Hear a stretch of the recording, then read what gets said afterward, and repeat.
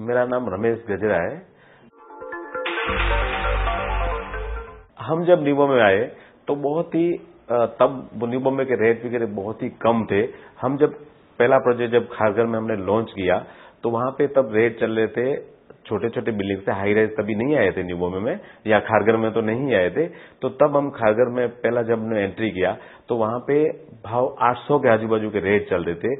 उस वक्त हमने एक 19 स्टोरी हाई राइज प्लान किया और कस्टमर को इतने 1400 रुपये में हमने माल बेचा, 1400 रुपये में हमने फ्लैटे बेचे पर स्क्वायर फीट, 1400 रुपये का भाव में हमने हाई राइज बिल्डिंग में हमने माल दिया।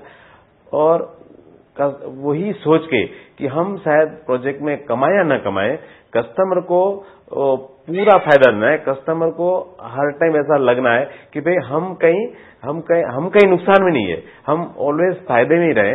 और कस्टमर की हर रिक्वायरमेंट की हमने हमारे मेहनत लगा के, पैसे लगा के, हर तरह से उनका ध्यान देके उनको पूरा सेटिस्फाई करने का कोशिश किया।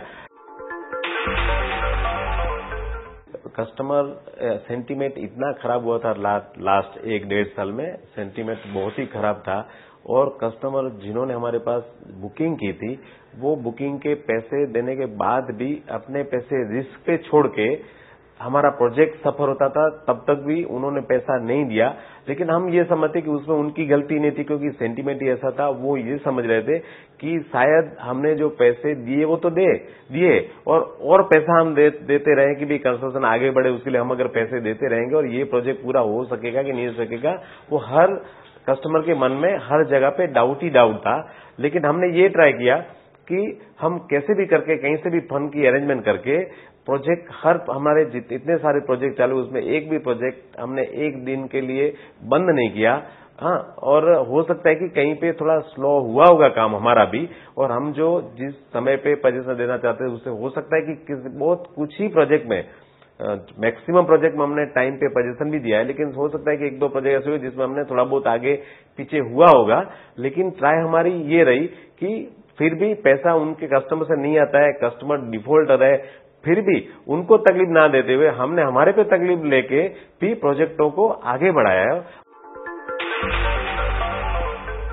हर टाइम एक प्रोजेक्ट जो आगे बढ़ते जाता है, मान लीजिए हमारा एक प्रोजेक्ट होने के बाद जब दूसरा प्रोजेक्ट आता है तो उस वक्त जो पब्लिक की चॉइस हमें पता चलती है तो वो हर चीज हमने नेक्स्ट प्रोजेक्ट में डालने की जरूर कोशिश की है। ओनली उतना होता है कि जो भी हम नया कुछ भी चीज लाना चाहते हैं वो पर्टिकुलर प्रोजेक्ट साइज परमिट करनी चाहिए तो कर सकते हैं। तो वैसा जो प्रोजेक्ट की साइज के हिसाब से हर चीज हमने देने की कोशिश की है। अभी रिसेंटली हमने एक प्रोजेक्ट लॉन्च किया, 31 जनवरी को एक प्रोजेक्ट लॉन्च किया, भूमि गार्डनिया करके, जो प्रोजेक्ट 4.5 लाख स्क्वायर फीट का हमारा पूरा सेलेबल एरिया बनता है और उसमें 3,300 पे हमने लॉन्चिंग की है। मतलब रियल एस्टेट के हिसाब से आज के जो कॉस्ट जो चल रही है उस हिसाब से 3,300 कोई ज्यादा कॉस्ट नहीं है, उस भाव में हमने लॉन्चिंग की है। अभी हमारा जो लार्जेस्ट प्रोजेक्ट है वो यही है, भूमि गार्डनिया, जो 4.5 लाख फुट का एरिया है। न्यू बॉम्बे का